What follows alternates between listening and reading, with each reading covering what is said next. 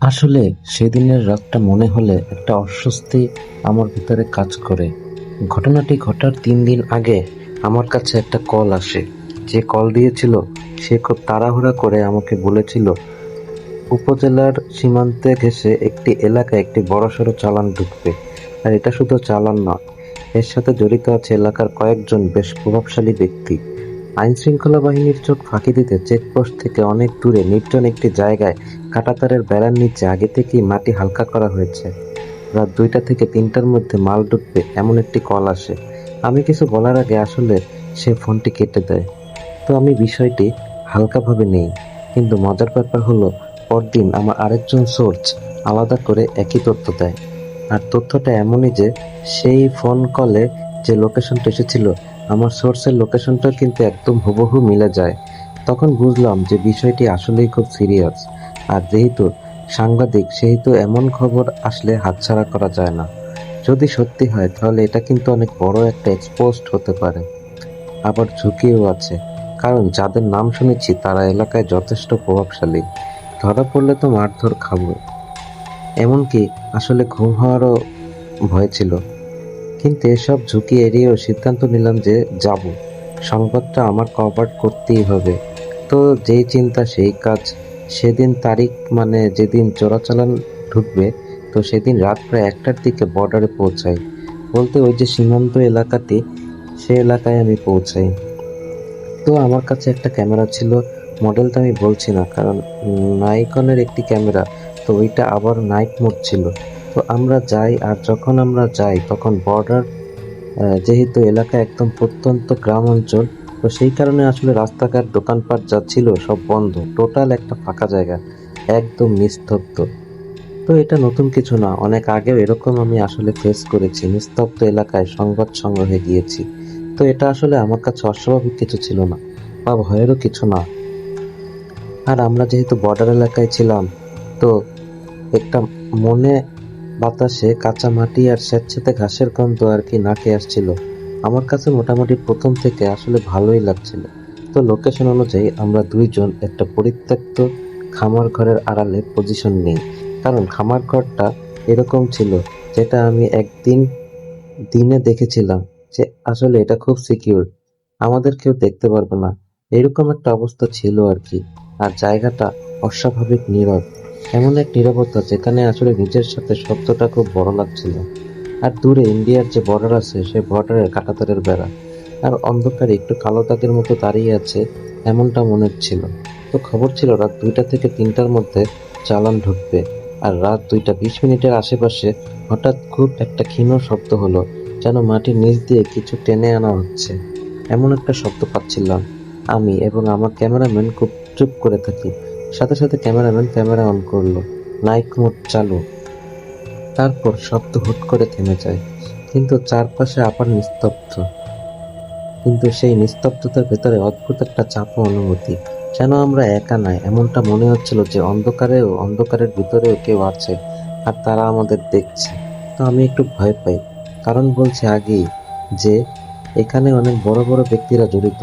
সেই রকম খবরটাই তো আমাদের ডান ডান পাশে একটা ঝোপ ছিল। ওই যে পরিত্যক্ত খামার ঘরটা, সে খামার বাড়ির পাশে একটি ঝোপ ছিল। ডান পাশে। তো আমি টর্চটা জ্বালাতে চাই, কিন্তু আমার সাথে যে ক্যামেরাম্যান ছিল সে হাত চেপে ধরে। আর সে আমাকে বলে ফিসফিস করে, ভাই, আলো দিবেন না, যদি কেউ দেখে ফেলে তাহলে কিন্তু আজকে নিস্তার নেই। তো তার কথা অনুযায়ী একদম স্থির হয়ে থাকি। আর দূরে একটু খেয়াল করলাম যে আকাশের যে হালকা আলো আছে, সেই আলোতে একটু খেয়াল করলাম যে কাঁটাতারে কিছু একটা ঝুলছে। কাঁটাতারের একটা অংশ ঝুলছে মনে হচ্ছিল, যেন কেউ নিচ দিয়ে ঢুকেছে আর কাঁটাতারে তার বডিটা লেগেছে। আর ঠিক ওই কারণে আসলে বা কাঁটাটা ঝুলছিল, কিন্তু নিচের দিকটা আসলে দেখা যাচ্ছে না, আর মাথাও তুলছে না। তো ক্যামেরা যেভাবে পজিশন করা ছিল, আমি ক্যামেরাম্যানের হাতটা সরাসরি ক্যামেরাটা জুম করার পরে আমি দেখি আসলে নাইট ভিশন ছিল, কিন্তু এখানে কেউ নেই, কেউ ছিল না, এমনকি বাতাসও নেই। আর আমি একটু হতাশ হলাম যে এত তাড়াতাড়ি প্রায় ১০ সেকেন্ডের ব্যবধানে তো আসলে এরকম কাঁটাতারের নিচ দিয়ে কেউ যাওয়া সম্ভব না। ঠিক তখনই আমার পেছনে আসলে আমি ধীরে ধীরে ভাইয়ের শব্দ শুনি। বিশ্বাস করবে না, তখন আমার হার্টবিটটা এতই বেড়ে গেছিল, আমার কাছে মনে হচ্ছিল যে আসলে ধরা পড়ে গেছি মনে হয়। আজকে মনে হয় নিস্তার নেই। তো আমি সামনে তাকিয়েছিলাম, পেছনে কি আসলে বুঝতে পারিনি। তো আমার আগেই আমি দেখি যে আমার ক্যামেরাম্যান পিছু ফিরে তাকিয়ে আছে। তার মুখটা একটু ফ্যাকাশে, আর সে আমাকে বলল, ভাই, আপনি কি আর কাউকে এনেছেন বা খবর দিয়েছেন? মানে সে ফিসফিস করে বলছে। তা আমি বললাম না। তো আমিও আসলে তাকালাম, তাকিয়ে দেখি যে খামার ঘরের দেয়ালের পাশে একটি ছায়া মানুষের মতো, কিন্তু ছায়াটা হচ্ছে অস্বাভাবিক লম্বা, আর মাথাটা একটু কাত, নড়ছে না। তবু মনে হচ্ছিল যে ছায়াটার মানে মানুষ দেখেছিলাম, ছায়াটাই দেখছিলাম। তো কোনো নড়াচড়া ছিল না, কিন্তু ছায়াটা থেকে মনে হচ্ছিল যে আমাদের দিকে তাকিয়ে আছে। একটু সাহস নিয়ে আমি বললাম, কে ওখানে? কিন্তু কোনো উত্তর আসলো না। আমি আমার ফোনটা একদম জিরো ব্রাইটনেসে ছিল। তো আমি চিন্তা করছিলাম যে ব্রাইটনেসটা একটু বাড়িয়ে দিই, দেখি আসলে কে, চেনা যায় কিনা। হঠাৎ অনেক দূর থেকে অনেক সময় দেখা যায় যে লাইটের আলো অনেক দূর থেকে পড়লেও কিন্তু ছায়া অনেক বড় হয়ে যায়। তো আমি এরকম ভাবছিলাম এবং মনে করছিলাম যে দেখি আসলে ছায়াটাকে দেখা যায় কিনা।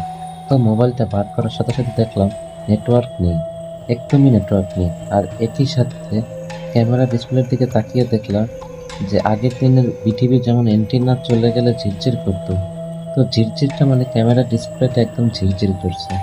আর নিজে থেকেই আসলে রেকর্ডিং বন্ধ হয়ে গিয়েছিল, আমি যতটুকু খেয়াল করেছিলাম। আর ওয়ান কাইন্ড অফ ক্যামেরাটা হচ্ছে এরকম ল্যাগ করছিল। তো আমি আবার তাকাই, যখন তাকাচ্ছিলাম ছায়াটার দিকে, তখন দেখলাম আসলে ছায়াটা নেই। কিন্তু খামার ঘরের ভেতর থেকে খুব নিচু স্বরে ফিস শব্দ শোনা যাচ্ছিল। তো শব্দটা ছিল এরকম যে কয়েকজন মানুষ বসে ফিস ফিস করছিল, মানে কয়েকটা কণ্ঠ, কিন্তু আসলে আসল ভাষা বোঝা যাচ্ছে না। মানে বিষয়টা হচ্ছে এরকম যে তারা কি বলছে স্পষ্ট না। ঠিক তখনই দূর কাঁটারের দিক থেকে একটা তীব্র চিৎকার একদম স্পষ্ট আমি শুনতে পাই। আর সে চিৎকারটা কিন্তু একদম মানুষের। সাথে সাথে আমরা ভাবি যে হয়তো বা কিছু একটা ঘটেছে। তো আমি সাথে সাথে আমার ক্যামেরাম্যানকে নিয়ে যতটুকু পারি নিজেদেরকে সিকিউর করে একদম সব দিকে তাকিয়ে আমি আর ক্যামেরাম্যানকে সামনের দিকে যাচ্ছিলাম আর কি। মানে আমরা দেখি ওখানে যেহেতু চিৎকার আসছে, সেহেতু এখন গেলে আর সমস্যা নেই। হয়তো বা যে বিজিবি বর্ডার গার্ড যারা আছে তারা হয়তো বা ওখানে গিয়েছে। যাওয়ার পরে দেখি কেউ নেই, মানুষ তো দূরের কথা, একটি প্রাণীও নেই, মানে কুকুর বিড়ালও নেই। তো সেখানে গিয়ে দেখি আসলে মাটি একদম এলোমেলো, আর কাঁটাতারের নিচে কাদা সরে আছে, কিন্তু কেউ নেই। এত দূরে আসার পর সরে যাওয়ার কোনো ওয়ে আছে কিনা তা আমি জানি না। কোনো মানুষ নেই, কোনো চালান নেই, কিছুই নেই। তবে একটা স্পষ্ট ছিল যে কিছু ভারী জিনিস টেনে নেওয়া হয়েছে। খুব রিসেন্টলি খুব ভারী জিনিস টেনে নেওয়া হয়েছে। আর পাশে পড়ে আছে একটি কাদামাখা ছেঁড়া গামছা।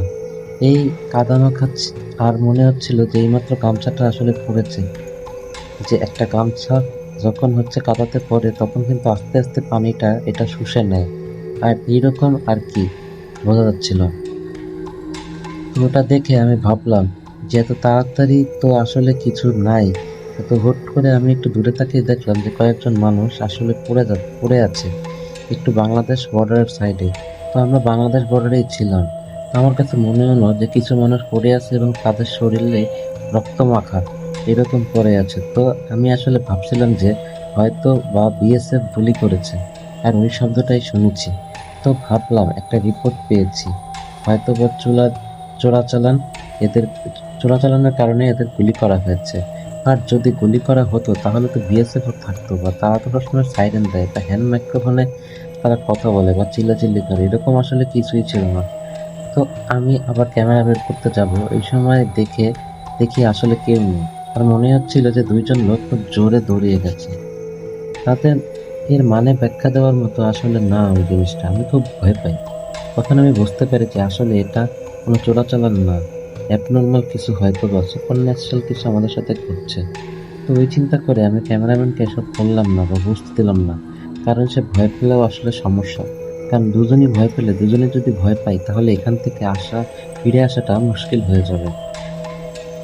আমরা সেখানে দাঁড়াইনি। আমি বললাম, আচ্ছা চলো ঠিক আছে, এখানে কিছুই হয়নি বা হবেও না, আমরা হয়তো বা একটা ভুল ইনফরমেশন পেয়েছি। তো আবার সেই কাজ, দুইজনই চলে আসি। আর চেষ্টা করছিলাম যে ভোরের আগেই চলে আসি। তো যেহেতু বাইক নিয়ে গিয়েছিলাম এবং বাইকটা একটু সেফ জায়গায় রেখে আসছিলাম, তো বাইক পর্যন্ত যাই। বাইক পর্যন্ত যাওয়ার পর আমরা চলে আসি। ইনশাআল্লাহ সহি সালামতে আমরা ফিরে আসি। তো সহি সালামতে ফিরে আসার পর ঘুমাই। সকালে ঘুম থেকে ওঠার পর চিন্তা করলাম যে একটু খোঁজ নিই। কিন্তু খোঁজ নিয়ে জানলাম সেদিন রাতে আসলে কোনো ধরনের চালান ধরা পড়েনি। ডিজিপি অফিসে কল দিয়েছিলাম। তারা বললেন যে না ভাইয়া, কোনো চালান ধরা পড়ে নাই। এরকম কোনো ঘটনা আমরা এখন পর্যন্ত শুনতে পারি না। আর যদি পাই তাহলে অবশ্যই জানাবো। আর যেহেতু কোনো ঘটনাই ঘটে নাই, সেহেতু তার রিপোর্টও নাই। তো 3 দিন পর আমি আবার ওইদিকে যাই, কোনো একটা কাছে। যাওয়ার পর একটা দোকানে বসে চা খাচ্ছিলাম। আর এরকম কথা বলতে বলতে একজন দোকানদার, সে আমার খুবই পরিচিত। তো সে বলছিল আমাকে চুপে সারে যে ভাই, আপনি যেহেতু এই খামার ঘরের পাশে বসছিলেন, এই খামার ঘরে কিন্তু কয়েক বছর আগে, বলতে অনেক আগে, প্রায় 90 সালের দিকে কয়েকজন পাচারকারী দলকে গুলি করে মারা হয়েছিল। মানে একদম একটা দলকে ব্রাশ ফায়ারে মারা হয়েছিল। আর কয়েকজনের লাশ নাকি খুঁজে পাওয়া যায়নি। আর মাঝে মাঝে রাত 2টার দিকে কাঁটাতার নিচে একমুখে নড়ে। এইটা শোনার পর আমি একটু ভয় পাই। ভয় পাই না, আসলে পুরাই ভয় পাই। আর একটু মানে আমার শরীরের পশম খারাপ হয়ে যায়, যেটাকে বলে। আর ওইখানে যাওয়ার পর, মানে ওই ঘটনা শোনার পর, আমি আসলে আমার ক্যামেরাটা গিয়ে চেক করি। আমার ক্যামেরার যে মেমোরি কার্ড, সেটা আমি পিসিতে ইনস্টল করি। তো পিসিতে ইনসার্ট করার পর আমি যেটা দেখি, আসলে সেটা আসলে কোনো ফুটেজে ছিল না।